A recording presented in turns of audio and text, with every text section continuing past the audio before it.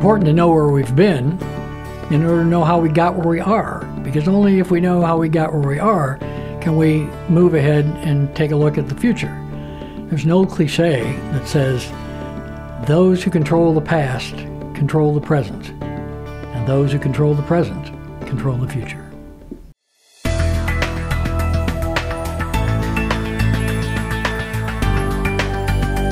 The most obvious lesson that I derive from my experience, both as a historian and as a labor activist, is the need to maintain solidarity. We can have our arguments on the side, we can have our arguments at home or whatever, but we need to maintain solidarity in the face of others. That is, in the face of political people, in the face of the boss, and anyone else whose behavior we want to affect.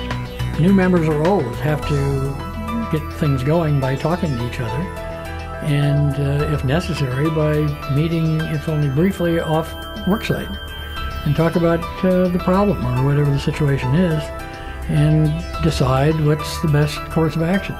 The best course of action, usually, to me, is then the group, whether it's 3 people or 12, goes to management and presents a view. The best way to solve a problem is to go first to the people who can resolve the problem, and that's usually at the local level.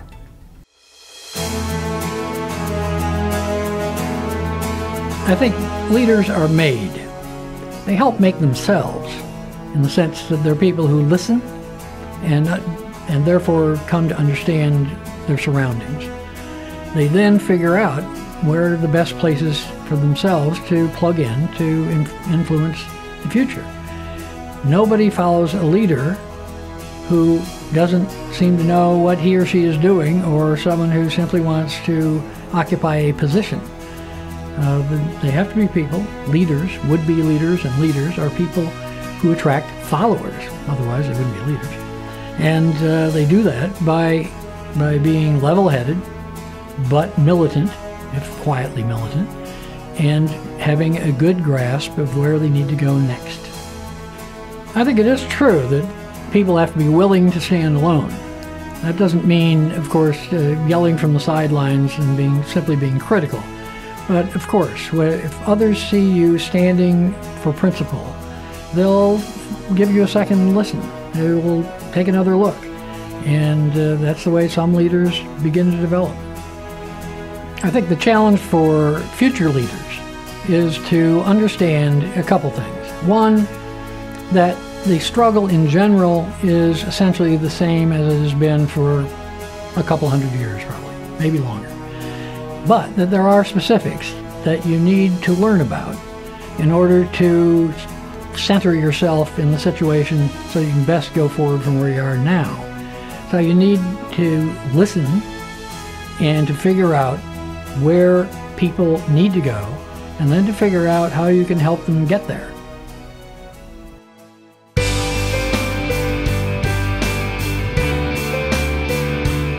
The struggles that we're engaged in and will be engaged in the future are pretty much the same struggles that our forebears have fought through.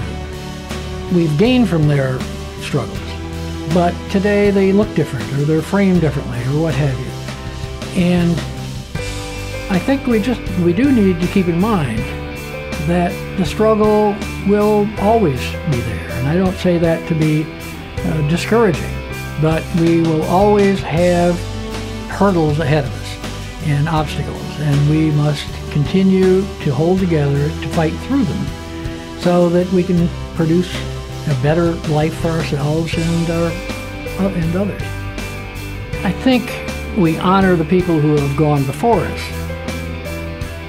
and in so doing we honor ourselves in a sense, and that is we use them as not a clay model, but as inspiration for doing our part in the way that they did their part to improve the situation for everybody.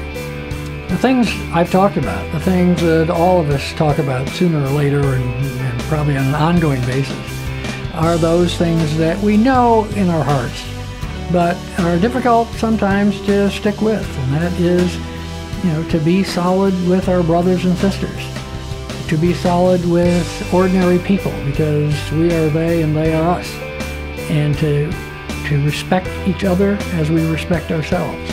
That's really what it's all about. It's not necessarily about money in a particular moment. It's about being treated and treating others with dignity and respect.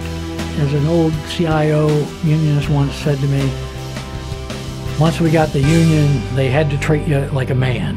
And then he remembered the women, and he said, like a human being. That's what it was all about, he said. And it is.